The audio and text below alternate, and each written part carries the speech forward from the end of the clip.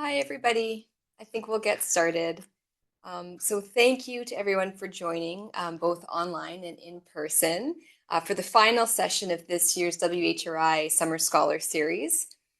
We'd like to begin by acknowledging that the WHRI operates on the traditional, ancestral, and unceded territories of the Coast Salish peoples, the Musqueam, the Squamish, and the Tsleil-Waututh nations.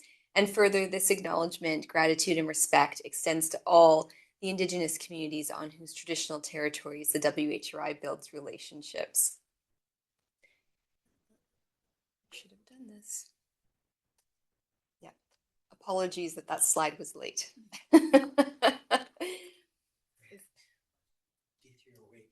Okay.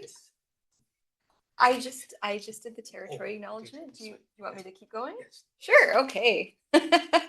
So we're just I think there's a bit of confusion about the location of this room. So apparently there's a slew of folks that are going to be joining us in person in a second. So 2026 marks our fourth annual Summer Scholar Series event with this year's theme, Building Bridges in Research, Embracing Interdisciplinary Collaboration and Expanding Your Network. And I am thrilled to be able to introduce today's speaker, Dr. Kalysha Closson. Has a PhD in Population and Public Health from UBC and 10 years experience in gender integrated science. Kalysha is leading strategic programs evaluating the impact of the Canadian Institute of Health Research. The impact of the Canadian Institutes of Health Research, Institute of Gender and Health Activities, and building collaborative partnerships. Kalysha has extensive research experience and expertise on gender equity in health, working closely with 2S LGBTQIA+ communities and youth. Using community-based research approaches, she has explored gender measurement, relationship dynamics, sexual and reproductive health, and mental health in diverse settings. She also provides strategic leadership on advancing the CHR IGH priority of funding community-engaged research on the health needs and priorities of 2SL LGBTQIA+ communities. Okay, some housekeeping items.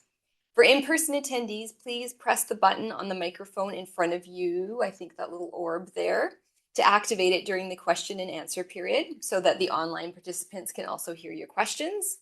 For anybody online, you may submit your questions via the chat, and the communications team, or Rebecca today, will ensure that they're relayed to the speaker. It's just another thank you for all for being here today in this final session.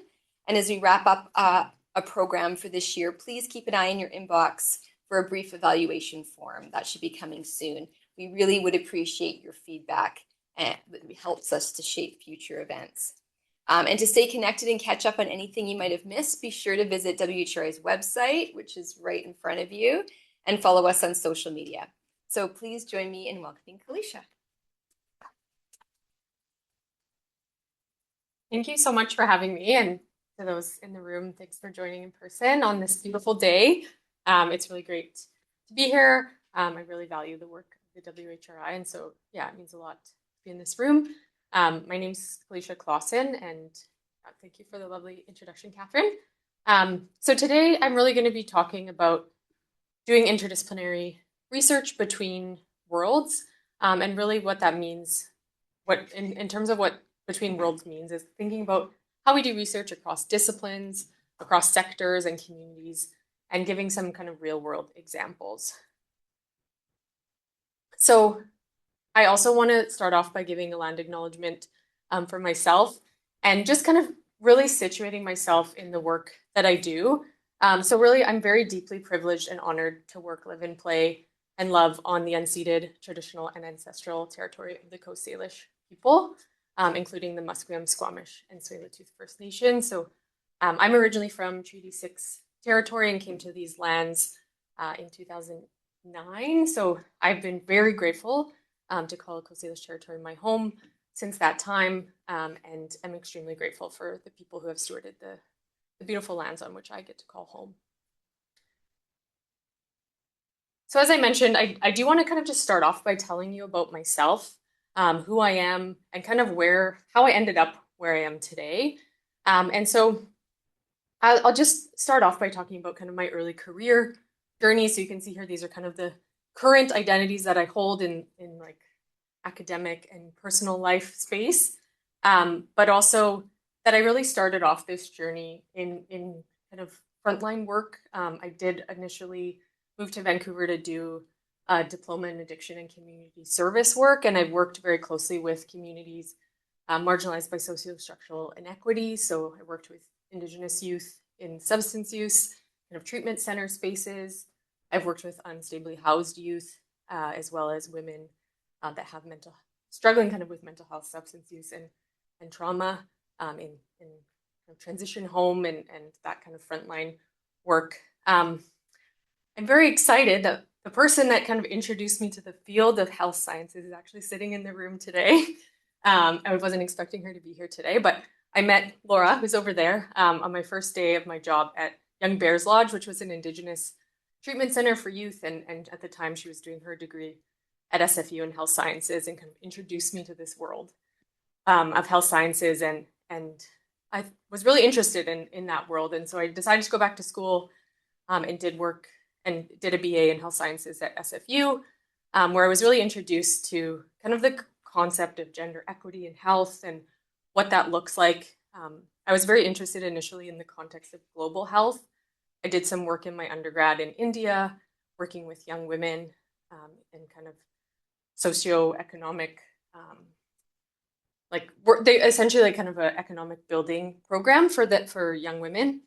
And then kind of was really introduced to some work by professors that I worked with in SFU in HIV. And that's where really kind of the intersection of gender and health became very obvious to me. And I, one thing that I really valued and appreciated in the field of HIV and the work that a lot of my colleagues were doing was in how community-based the research was and how really interdisciplinary that work was. And so early on, I was able to kind of sit on a community-based organization board called, so this organization sadly doesn't exist anymore, but Youth Co really supported youth living with and affected by HIV. And I was able to sit on that board when I was a youth myself and learn a lot about some of the community-based work that was happening on the ground with young people in the province. And then I ended up going and doing my master's at SFU as well, focusing on kind of looking at experiences of gender equity in relationships among youth in South Africa. And so some of the work that Dr. Angela Kaida was leading with young people in the South African context, I started to explore that and then kind of continued to explore that into my PhD, where I was really interested in looking at how we kind of conceptualize relationship power dynamics, how that impacts our health, how that impacts kind of our sexual negotiation and power dynamics in relationships. And so through that, I'll say that I started to question some of the measures that we were using to understand, okay, we're looking at relationship power dynamics. There's a lot of research in this context that shows that women in heterosexual relationships that have kind of low relationship power are at higher risk of HIV. That was kind of a big finding. But then when you start to unpack the measures of how we understand that, it was very clear to me that these questions were extremely cis heteronormative. And so I wanted to kind of come back to some of the populations that I've been working with on the ground in kind of my home, and some like queer and trans youth really stood out to me as kind of missing from the conversation. And so I kind of approached some of the folks that I was working with at Youth Co, and some of the queer and trans young people that I just know in my life through that work and those experiences. And so we've started to develop a research program really dedicated to understanding how do kind of queer and trans young people conceptualize relationship dynamics and equity around their relationships, and to start to build a measure that can kind of conceptualize that and really puts queer and trans young people's experiences at the forefront. And so that's where the Reimagine BC study kind of came to fruition near the end of my PhD and into my postdoc. So I did a postdoc very briefly with the Center for Gender Equity and Health at the University of California, San Diego. I only ended up doing that for 1 year, and then I went on maternity leave. So another hat that I hold is I'm a mother I have a 2.5-year-old who's pictured here. And if for those of you in the room can notice, I'm also pregnant with twins. So that's more kids coming into my future. And yeah, I think being a mother has also really shaped who I am and kind of the perspectives that I bring to my research program.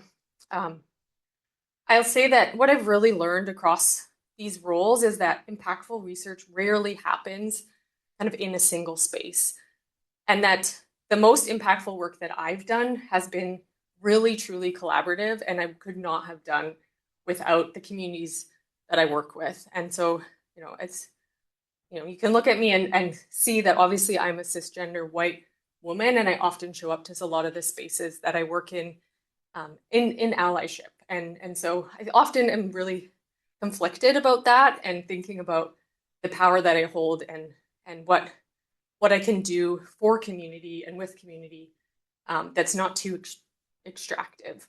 And so that's something that I really bring to my research program, or try to, and I'll talk a little bit more about some of the community engagement approaches that we use within my research program. But that is just definitely something that is always on my mind as I kind of navigate these different spaces and thinking about kind of my own expertise and what I can bring that's going to serve the communities that I'm working with. So I guess I will go into more details about my research program and kind of what I do at IGH, which is a whole new kind of experience. But before I do that, I guess I just wanted to open the floor up to see if folks have questions about kind of who am I in front of you to be talking about this stuff. And yeah, if you want to ask a question or a comment, also, I'd love to also hear who you are. And if you want to give an introduction, that would be amazing.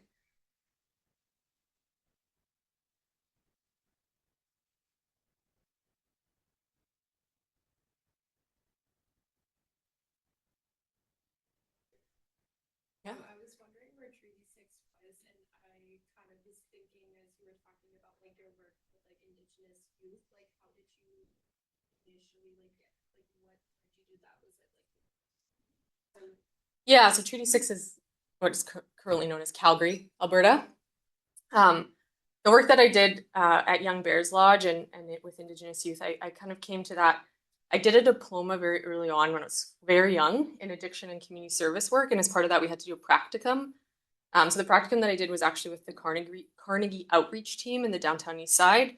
And one of the folks that I was kind of introduced to and working with doing that outreach work was the executive director of that program. And so in kind of getting to know her, she suggested that I come work for her in that space. And the Urban Native Youth Association, which was kind of what housed that program, was something that I had learned about in school and was very interested in learning more about. So it was a really great opportunity. The program itself was it really introduced me to kind of Indigenous culture, and the youth got to attend different ceremonies that I was able to kind of be involved in.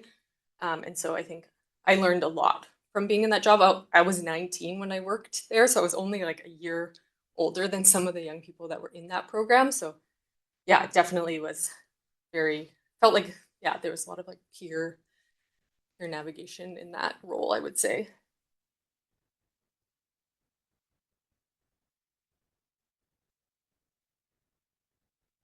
There's no other questions, I'll move on. But yeah, feel free to throughout this kind of just ask me about any of these pieces that I just shared. And just, yeah, for a bit of an overview of what I want to talk about today, I just want to focus a little bit on describing what interdisciplinary and community engaged research looks like in practice through my own research program, explain how collaboration operated at different levels and of the research system, and talk about kind of my role also at IGH, which is a little bit more in the kind of policy and funding space, and then identify some concrete ways that folks can start to build interdisciplinary skills, relationships, and networks kind of early on.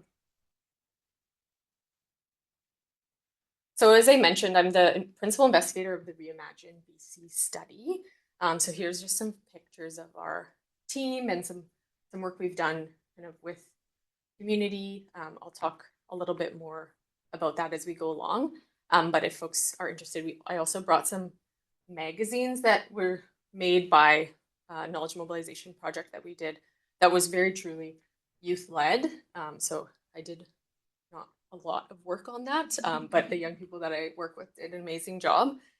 So the relationship equity and intersectional measurement among gender inclusive young people in BC, or Reimagine study, has really kind of two main aims. The first one is a study funded through the Social Sciences and Humanities Research Council. And the main objective of that study is to create a new measure for intimate relationship equity. And so we do have young people across the gender and sexuality spectrum in that study, but we have really centered the experiences of queer and trans youth in our data collection and in just kind of the makeup of our study. But we've been kind of working to validate a measure based on really the perspectives of queer and trans youth and our kind of youth advisory committee. We just finished our kind of second round of a survey where we had 900 participants answer our study, and we're starting to kind of validate those data to hopefully soon have a paper that will present on that measure that we can use across different research studies. And then the second one is really about exploring how health and relationships are related for queer and trans youth. So this study is specific to queer and trans youth, and identify resources for the adults that support them as well as for youth themselves. And so as part of this Vancouver Foundation funded grant, we've really engaged with both queer and trans youth themselves, as well as several what we call youth serving adults. And so that's folks like teachers, youth counselors, educators that have been involved in some focus groups that we did to understand kind of how do these adults in young people's lives talk to young people about relationships, and kind of what are the supports that they provide them, as well as kind of what are the supports that are missing. At the end of the day, we're really hoping that between these interviews and focus groups that we can better understand kind of how young people are supporting one another, what kind of supports they have in terms of their relationships, and really where are the gaps, so that we can work on identifying ways that we can support better kind of relationship education for queer and trans youth in BC, and I guess more broadly. So our study has a very deep kind of youth engagement approach, and we've done that in several ways. So the first one is all of our projects are collaborations with community organizations. So we previously had 3. Unfortunately, YouthCo no longer is an organization, but we still work very closely with the folks that were running the queer and trans program at YouthCo, including one who is a master's student on our study. And then we work very closely with Community, which is BC's queer and trans resource center, and then Foundry, which of course is an integrated youth service that serves all youth in BC, but they do have a strong program and are very supportive of the work that we're doing with queer and trans youth. We also have a youth advisory committee, which makes up about, I think it kind of ranges between 10 to 15 young people, age 16 to 29, many of whom have lived a living experience as queer and trans young people, but some are also there in allyship and have deep interest in kind of relationship, gender equity, and 2S LGBTQI+ health. And so some of those young people have been there since the beginning, but we do have kind of a rolling enrollment, and they provide guidance kind of throughout our research process. We bring them different results to get their feedback. We bring them kind of like our surveys to make sure that we are using inclusive language and asking questions that are relevant to them. And then currently we have 2 youth research associates on our team. We've had up to 4, but one of the youth research associates that we previously had actually joined our study recently as a master's student, so they're still very much involved. And then the other one had to step down from their role for personal reasons. But I would say that the young people that are on our team are amazing. One of them is also about to start their master's at UNBC, and so we do have young people kind of across the province. And we try to work with them to understand kind of what skills they'd be interested in learning, And then they are deeply integrated into the study. So they are the ones that did the interviews that I previously mentioned. They supported some of the focus group discussions. And they're, because some of them are actual now master students, they're doing the analysis and writing up the results themselves as well. And so, yeah, they're extremely core part of our team and are really the ones that are driving many of the research activities that we do. So we've written a couple papers from these results, and the first one here, if you're interested, is really focused on our youth engagement approach. So that was published last year.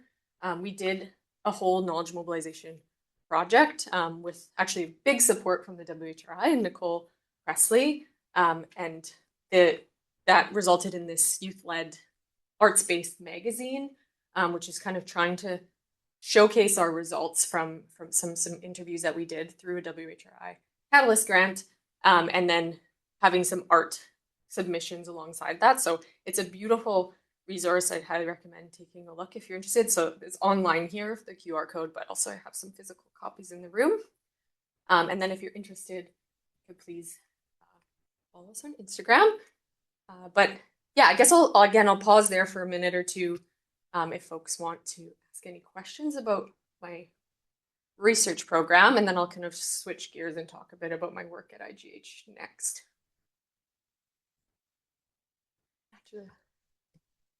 Thanks for that, Kalysha. Whoa, I'm loud. I'm curious, based on the objectives that you shared for Reimagine, and I'm curious about how like the measurement of like, so you have the gender and the sexuality aspect, and then I'm wondering about the like romantic aspect, because a person may be like asexual but pan-romantic, and so I'm wondering how that's integrated into the measurement or even the program of study. Yeah, I mean, that's a really great question. So one of our big interests that I didn't talk about here is also looking at non-monogamy. And so one of our master's students who previously was working with YouthCo is very interested in the intersection of youth, queer and trans youth with disability that are practicing non-monogamy. And so their whole research questions are kind of looking at that. But that's kind of in the qualitative work that I was mentioning. And then in the quantitative work, we've asked several questions in the demographics about people's experience with monogamy, non-monogamy. I think that definitely a gap we do have is we didn't ask a lot of questions around romantic attraction, which obviously is different than sexual attraction. And so that's definitely something that actually has come up in some of our cognitive interviews that we did, like with the survey itself. But I would say that in our qualitative work, there's a lot of questions that kind of come up that are kind of really unpacking that, and how does your relationship impact your health, or kind of, those whole experiences are really being unpacked in multiple ways. But I do think kind of in future surveys that we could ask more deeply about some of those kind of romantic pieces. The measure itself is really focused on kind of individual level relationships. So it's quite complicated how we've asked the questions in terms of, we're trying to really understand at the relationship level kind of different experiences. And so we've allowed folks to answer up to 4 relationships as part of their response. And that could be folks that they're currently in a relationship with, or folks that they've been in a relationship with in the past, because sometimes, a relationship will end and then, you'll take the survey, but that relationship may be more significant than one that you may currently in if it's kind of a recent breakup. And so being able to talk about those experiences of equity kind of in that previous relationship was something that came up that was important to the young people in our study.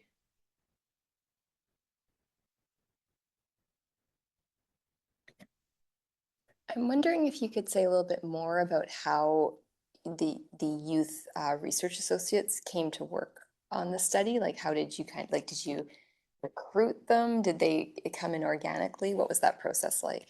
Yeah, that's a great question. We do have a protocol paper that we've published that really details a lot of the approach, but we did do a hiring process for the youth research associates. So they get paid an hourly wage similar to any RA on our team, and so we did kind of put out a call, and through our community networks and word of mouth had quite a lot of applications, and we did a whole interview process, and we've actually done this twice. So we did the first round, and actually the 2 current YRAs are still from that first round, and then we ended up doing a second round to recruit more folks as we got some additional funding, and in the second round, like the original YRAs were actually part of the hiring committee as well, and we did have our community partners on the first round of hiring process. But yeah, we did the interviews kind of as a panel, and had consensus on who we hired as part of that. So. Okay, so maybe I'll switch gears here quickly and talk about CIHR and the work that I do with the Institute of Gender and Health. So for folks who may not know, I'm sure most of you know that the Canadian Institutes of Health Research is Canada's largest health research funding body. It's made up of 13 different institutes. And so the way that works is that each institute is held at a different institution, depending on where the scientific director is. So I work for the Institute of Gender and Health, which is currently situated at Simon Fraser University, because Dr. Angela Kaida is our scientific director, is a professor there. And so it does kind of move with the scientific directors, and they can hold 2 4-year terms. So Angela's just about to enter her second term. And so, yeah, she's been in that role since 2023, I think. But the Institute of Gender and Health, which is one of the 13 institutes, mandate is really to foster research excellence regarding the influence of sex and gender, and apply these findings to identify and address pressing health challenges facing men, women, girls, boys, and gender diverse people.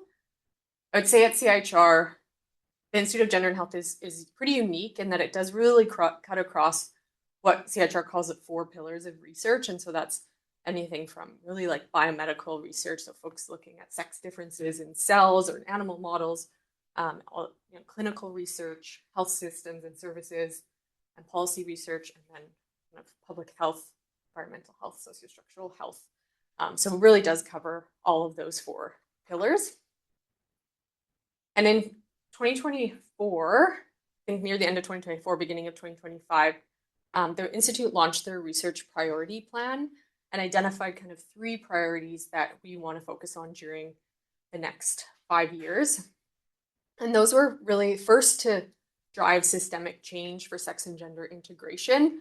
And so what that means is at CIHR, since about 2010, there's been several different policies and interventions that has been really pushed forward through IGH's work to integrate sex and gender across the research ecosystem. And so for folks in the room that maybe have applied for CIHR, some of the competitions that we have, including Project Grant, which is the biggest one, you have to fill out this box of how did you integrate sex and or gender in your research? And if not, why not? And that was something that Dr. Joy Johnson really pushed through during her tenure as the scientific director, and has been carried on. And several interventions have happened since then where now peer reviewers have to assess that.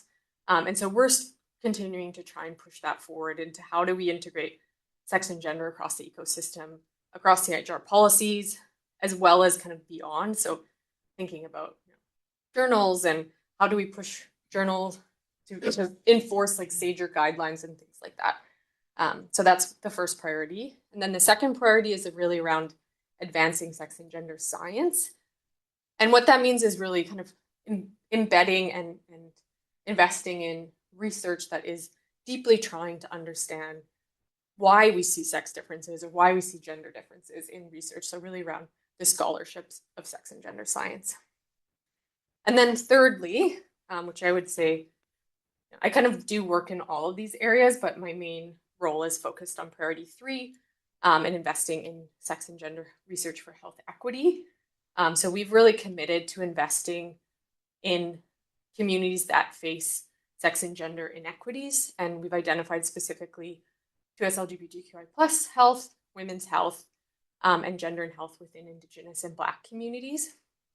And so my role at IGH is really focused on our investments into us LGBTQI plus health. And so I'll just share an example of kind of what I've been doing. So I started this role in January of 2025, and was really tasked with, given what was happening kind of geopolitically at the time, with investing into us LGBTQI plus health research.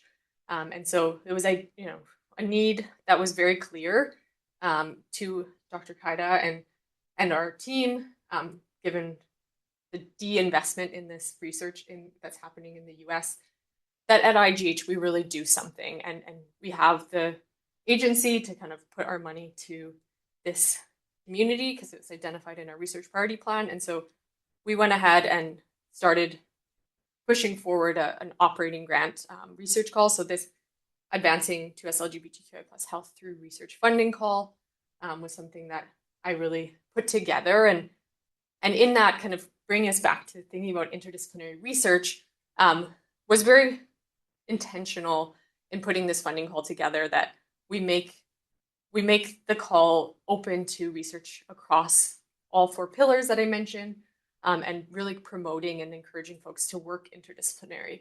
A lot of the work that happens in this space, I would say, is already very interdisciplinary, but making it clear that there has to be, a community engagement plan as part of this funding call, and really encouraging folks to do that. And so we put together this partnership linkage tool so that folks that were doing work across different areas as well as community could put kind of their interest on this website and then work together to potentially put together an application. The application pressure for this funding call was extremely high, I would say. So that was great to see, but it was very clear to us that we need to put more money into this area because there's a lot of amazing research happening in Canada in this space. And so we're really excited that we'll be announcing who got funding for this in September, early September of this year.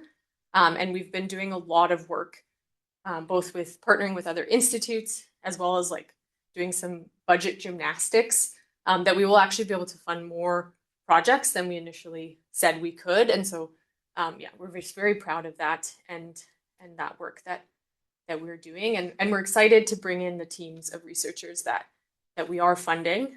So as part of my role is also to kind of think through how we might support the grantees once the money's out the door. And so thinking about, convening events and different activities.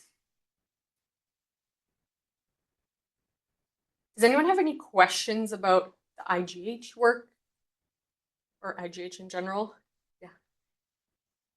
I was just curious about the IGH work and then the work that you're principal investigator on. Is it that you're working part-time, or is the previous work, the Reimagine BC, is that under the IGH work? Yeah, I mean, it's a great question. So I work mostly these days on IGH work, and I would say Angela's very kind and giving me kind of one day a week to do my research. Kind of, she's essentially paying me to do my own research, which is very kind of her, but she's also one of the investigators on our team. But a lot of that work, I would say, happens off the side of my desk these days, unfortunately. But a lot of it is driven by the young people. So it actually is not a lot of work for me. And as much as I would love to spend more time grant writing so that we could do more, but at this point, that's not that possible. So the money that we do have, I think, and the grants and kind of objectives that we've set out to do is really being driven by the youth and the team that we have.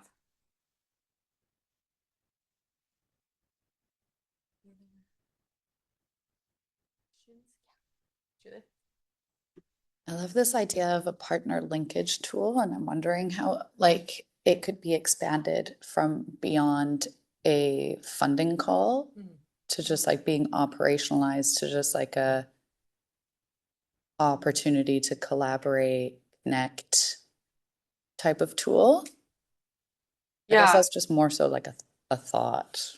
Yeah, I mean, that's a great thought. And like, I'm always putting, like, we're thinking through another funding call in this area. And just generally, like, we're always putting these in to every funding call. But yeah, it could be like in different spaces.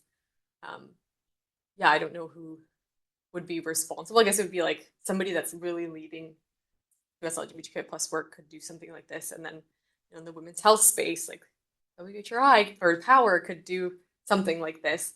I think that's a really great idea, having just kind of an area to network. I know that in the global health space there is something kind of similar that um, the Canadian Association for Global Health has put together, where it's like an inventory of researchers doing global health. So yeah, it's a great idea.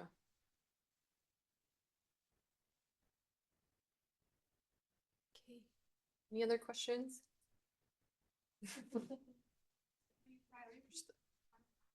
Oh.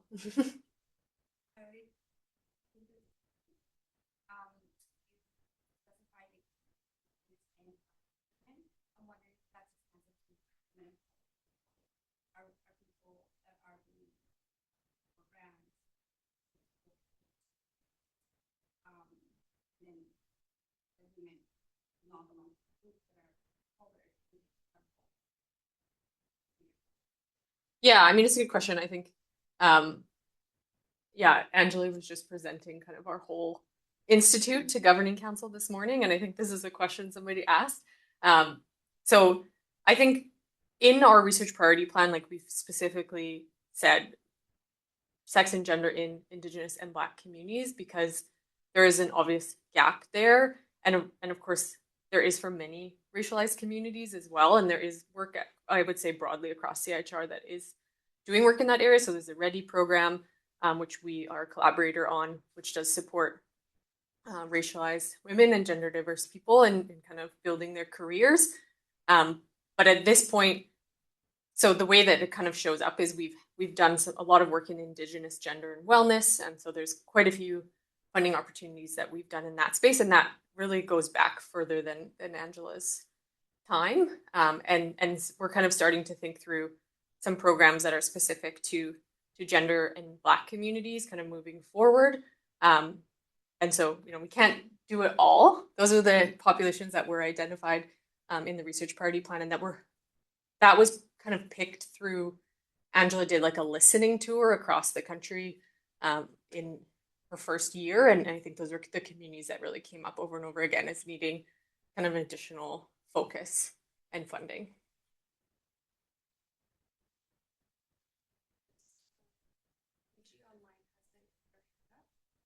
Sure.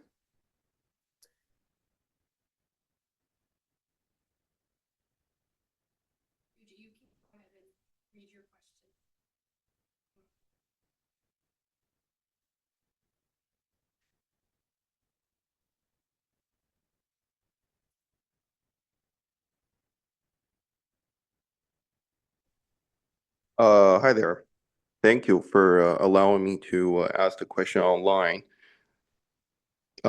I hope people can hear me. This is Yuji from Joni Period Care.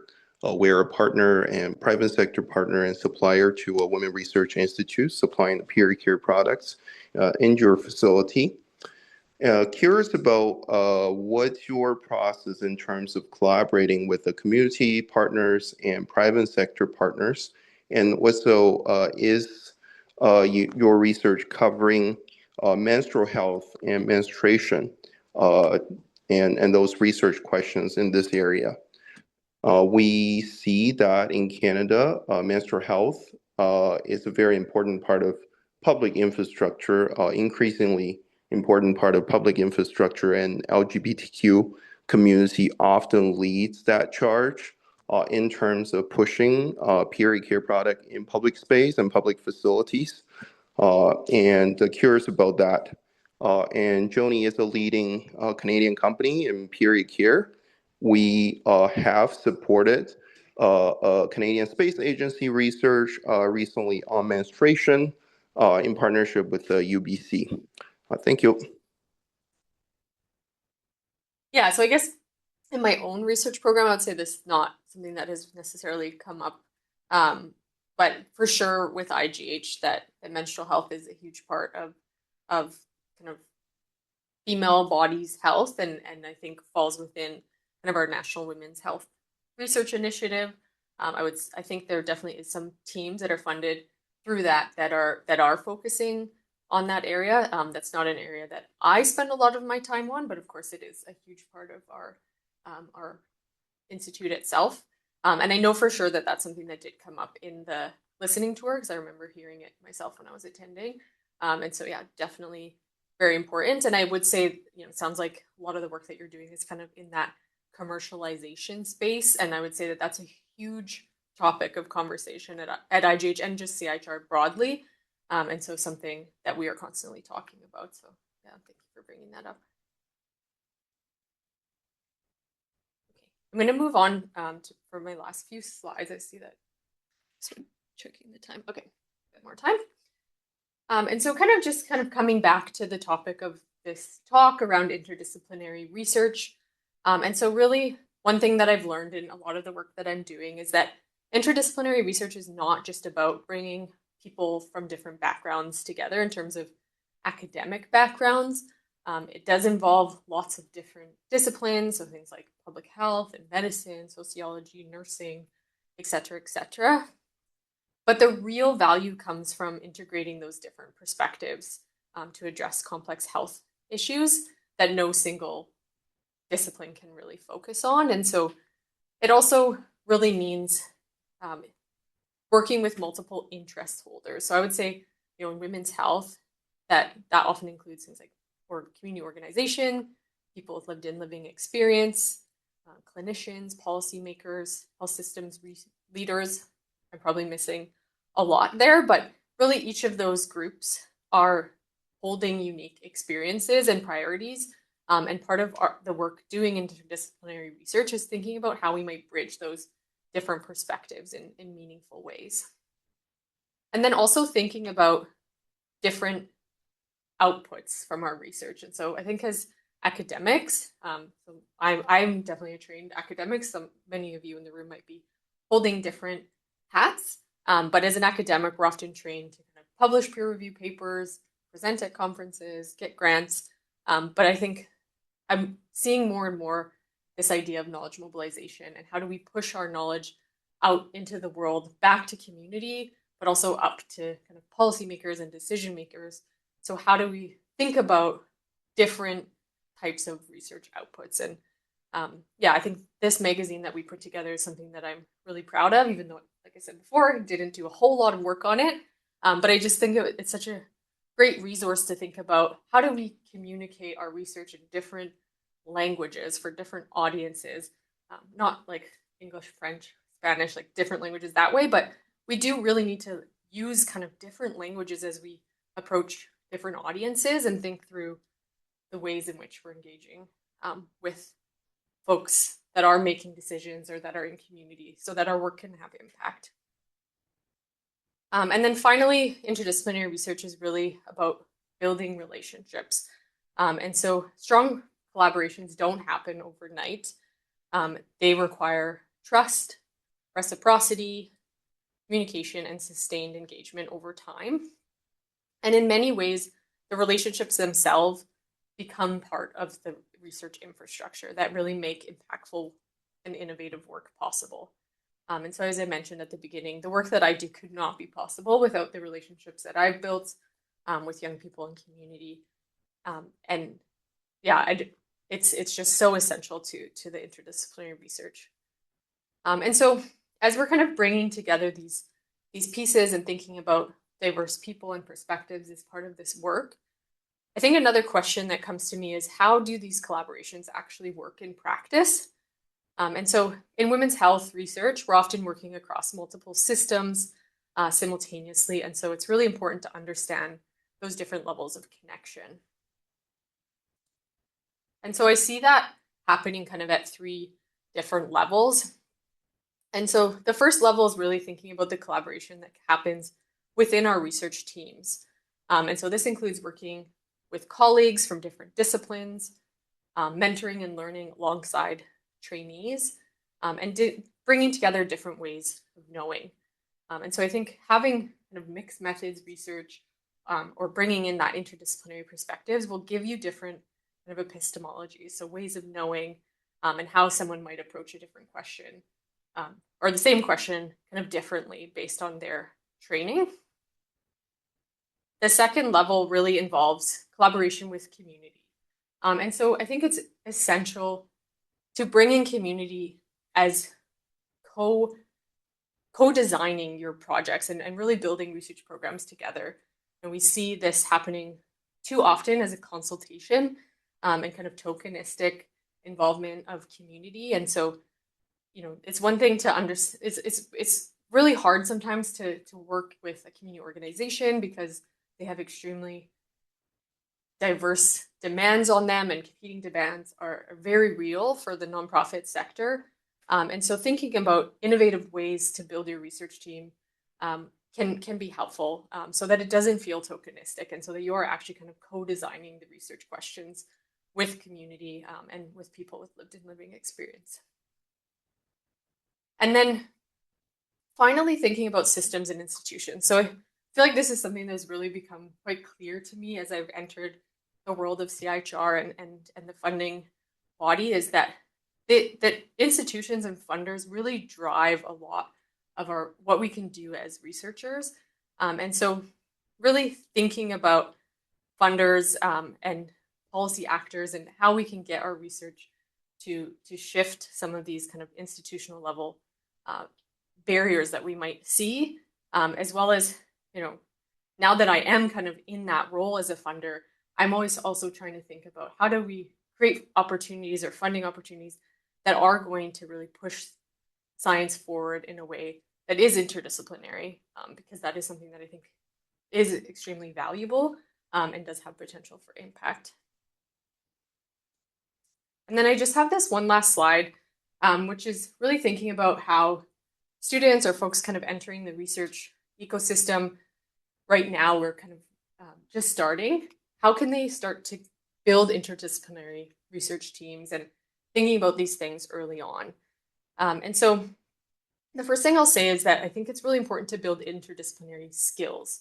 And that can look like taking courses when you're in graduate studies or undergrad that you maybe wouldn't necessarily be drawn to, but to just diversify kind of your thinking and your trainings. And that also could look like just taking an online course or reading about an area that you maybe don't know a lot about. So just trying to be diverse in that. Joining and participating in journal clubs, I think, is really a great way to learn about different research and methods that you maybe aren't as familiar with. I would seek out opportunities to work on diverse teams. And so thinking about the folks that you're reading and are surrounded by and approaching them in ways like, how can I get involved? And then practice communicating your research with diverse audiences. And so there's a lot of cool programs and events that happen in kind of the community that I like to see. Like there's the 3-minute thesis or nerd night. There's lots of ways that you can try to practice communicating some of your research in different spaces that help you to just have that language that can help you connect with different audiences. The second one is really about building relationships. And so this, I think, is huge early on, especially, is really being curious about other people's work. So many of you in the room are doing that right now, coming to this talk, just kind of getting involved in maybe research opportunities that you can help with, or joining boards, volunteering, attending different events. As a trainee, if you can, it's always great to be generous with your time and expertise to get that experience and support kind of different colleagues doing work, whether that's your peers or kind of your mentors as well. Thinking about how you can engage ethically with communities. So if you're like myself and kind of doing work with communities that maybe you aren't a part of but are wanting to practice allyship, thinking about how you might ethically get involved in community programming or spaces that can support the communities and kind of give back to those communities that you might be working with. And then finally, kind of thinking about navigating systems strategically. And so there's other ways that you can also learn about kind of the institutional level pieces, around seeking diverse mentors, asking about their experiences in navigating, grants and awards and all of these pieces. There are sometimes opportunities to help your fellow researchers apply for funding. I think that's a huge way to start to understand kind of the funding ecosystem, which is ever complex, as well as participating, if possible, in kind of observing peer review, or even just asking about if you have colleagues that are sitting on peer review panels to ask them about that experience and how that went, to try and understand these sometimes seemingly black box things that happen in the research world very early on, I think would serve. I never did that, but I think now that I'm kind of in the position where I'm seeing it from the other end, there's a lot to learn from just asking questions and observing about these things like peer review and grants. And so I guess, yeah, ultimately interdisciplinary research isn't something you master overnight. It is really a career-long process of building relationships, expanding your perspectives, and finding ways to work together to address complex health challenges that matter. And so, yeah, again, I would just really echo that don't wait until you're an established researcher to really start building these collaborations. Their relationships and connections that you invest in during your training can really shape your research trajectory for years to come. So I will end there, and then, yeah, it looks like we maybe have a few minutes for questions.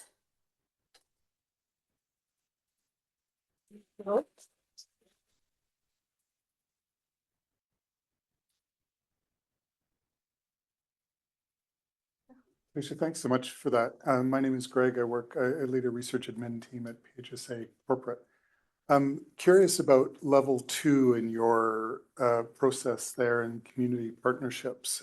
There's an inherent amount of power in deciding who a community is. And so I'm wondering what the best practices are, what your practice is in establishing and defining, okay, this is our community for purposes of this research question. Yeah, I mean, I think that's a huge question, and thank you so much for that. It is something that I grapple with both in my own research program and in this role as a funder, because one of the things that we see often, yeah, is the same community member or members kind of get asked to join advisory committees or these pieces. And so, yeah, it's definitely something that I've grappled with. I would say in my own research program, we do try, especially with our youth advisory committee, to make sure that we're getting diverse voices and perspectives. But we are also acknowledging that many of the folks that aren't in the room are people that maybe don't have access to a computer or don't have access to internet. And so, yeah, there is a lot of limitations there.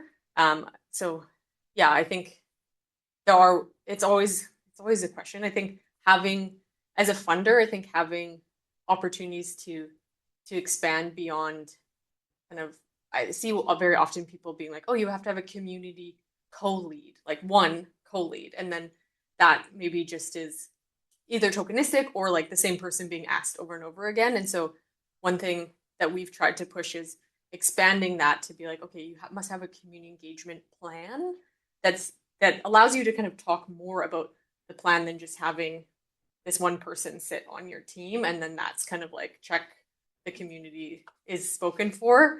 And so, yeah, I think would love to chat more about like if you have ideas or if other folks in the room have ideas, because I do see that being definitely a limitation with community engagement, is that across all communities, there's often this tension that, yeah, one person or a small group of people that are just continuously showing up as community researchers are speaking for the whole community.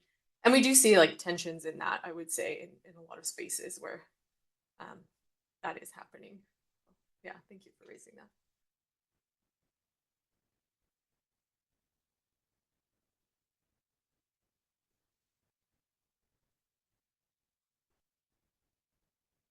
Any other questions?